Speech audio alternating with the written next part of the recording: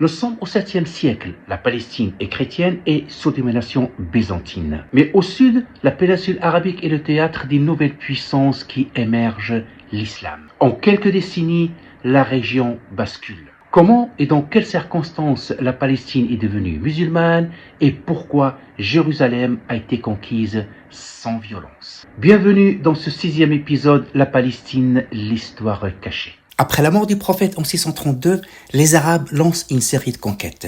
Le calife Abu Bakr envoie ses troupes vers la Syrie et la Palestine.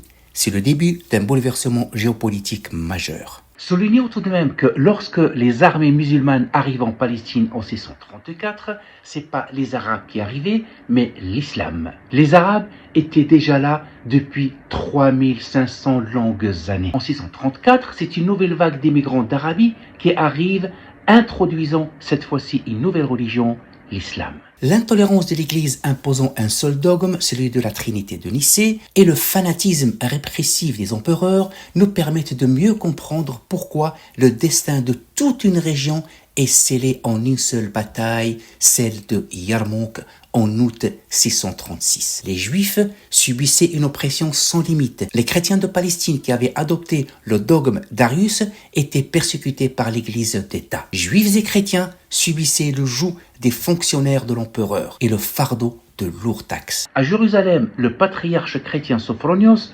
demande la paix à condition de ne remettre la clé de la ville qu'au calife en personne. L'arrivée de Omar ibn al-Khattab à Jérusalem reste un fait historique majeur. Sa présence a garanti à la ville sainte une conquête pacifique. Déclinant l'invitation des patriarches à faire la prière dans l'église par peur que des musulmans zélés n'y trouvent un prétexte de la transformer en mosquée, est un acte fort qui montre le respect du calife au lieu de culte des autres religions.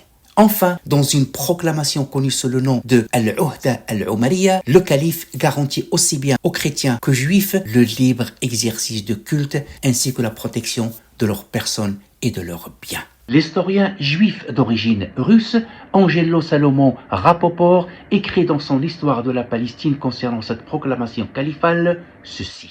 Il faut reconnaître que pour le début du Moyen-Âge, une telle proclamation était pleine de modération. Elle respirait la justice et la tolérance. Ni les empereurs de Byzance, ni les évêques de l'Église n'avaient jamais exprimé de tels sentiments, au nom de celui qui avait prêché une religion d'amour. À la lumière de cette proclamation califale, la Palestine va vivre 4 siècles et demi de paix, de prospérité, une période que nous allons aborder au prochain épisode. À très vite.